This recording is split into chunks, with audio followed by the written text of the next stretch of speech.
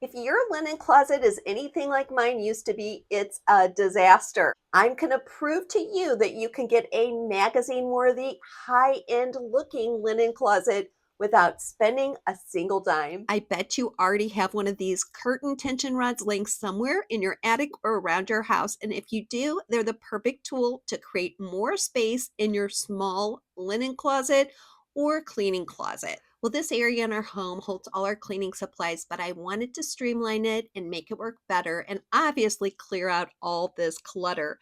Instead of buying new storage, I wanted to simplify what I had, rethink how I use this space, and repurpose everyday items like tissue box and cartons. Most linen closet organization ideas start with buying bins, baskets, or containers, and that adds up really fast, especially in a small home or rental. I'm so glad you found me. I'm Shannon, and this is Skip to My Life, where I help you find smarter storage for smaller spaces. Now, since I'm a professional small space organizer, I do have a lot of tools. Most of these are from the Dollar Tree, including the wire shelves that you see here. But I really wanted to limit myself to what I already had and the things that I can find around the house to prove to you that you can organize a linen closet and really any space in your home without buying expensive organization boxes and tools. These stackable laundry baskets are some of my favorite sorting tools so that I can see what I have been keeping in this small linen closet, what I want to continue to keep here, what I want to get rid of, and what I want to put somewhere else. I purchased this linen look contact paper at Dollar Tree a while back, and so I wanted to put it to good use in this space, but you can just as easily use wrapping paper. Here's a renter-friendly organizing hack. If you apply peel and stick removable contact paper to any surface, then you can put on top of that contact paper whatever you like, and when it's time to move, you can simply remove the contact paper from the surface, and anything you've glued or placed on top of it is going to come off so easily. I wanted to make the best use of that vertical space on the backs of those small linen closet doors. So I'm going to be hot gluing some items that are just going to hold light things to the back of that door, and then when it's time to move, all I'll have to do is remove that whole sheet of contact paper, and everything I've glued on there is going to come off so easily I can get my deposit back. I had this labeled shoe organizer on a cart that I had used for cleaning supplies, and I cut it down to size to use again in this project. Most of us have some kind of pocket type hanging organizer, and they work perfectly on the backs of doors for light objects like cleaning gloves or cleaning rags. Again, I'm using white contact paper that I already owned and cutting it to fit the surface. You can certainly skip this step, but in my opinion, it's well worth it, especially when you're storing linens and cleaning supplies that may spill and cause a mess. I know I tell you to cut back on unused clutter and objects, but never throw away a tension rod because you can use them in so many small organization spaces. This pair of Cloud Steppers tennis shoes by Clarks were gifted to me. I love them for taking Bella on walks, so if you're looking for a good pair of walking shoes, I will link to those. But most of us have a shoebox of some kind laying around our house. I'm designating this bottom shelf for commonly used cleaning and laundry items. So I did line this box with some contact paper to make it more water resistant, and it's a great place to store those commonly used items. You can also use an S-hook on those tension rods to hold cleaning tools, as well as your cleaning solvents, towels. I use a garden kneeler when I'm scrubbing the tub. If you prefer to use glass over plastic, borax cannot be beat for a cleaning agent. Bella and I like to shop at Lowe's for these kinds of things because we can also look at the gardening and the flowers. My goal today is to give you the permission to stop buying, simplify, and still have a beautiful home. This second shelf is going to be for my overstock agents, so those things that I like to buy in bulk and use over and over again, but I don't need on an everyday basis.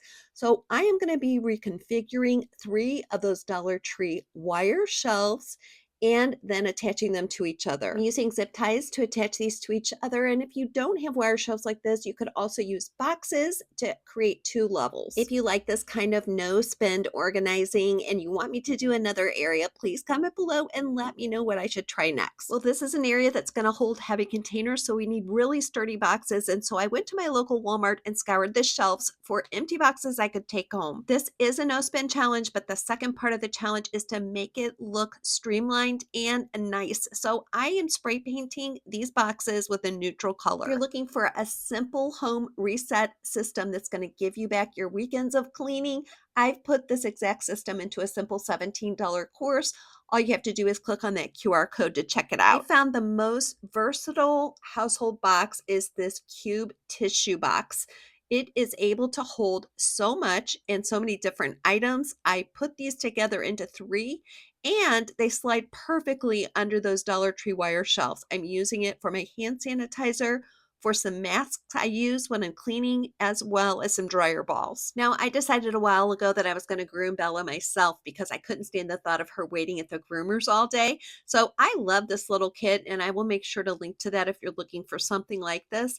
But it's small enough and compact enough that I can actually store it here where I will easily find it. A linen closet can mean many things in different houses, especially in rental houses.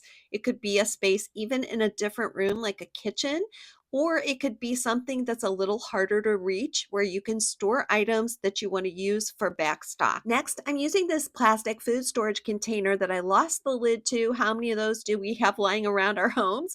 And I'm just removing the lip on this box. I want to make sure that we use every bit of that vertical storage on the back of the door in this space.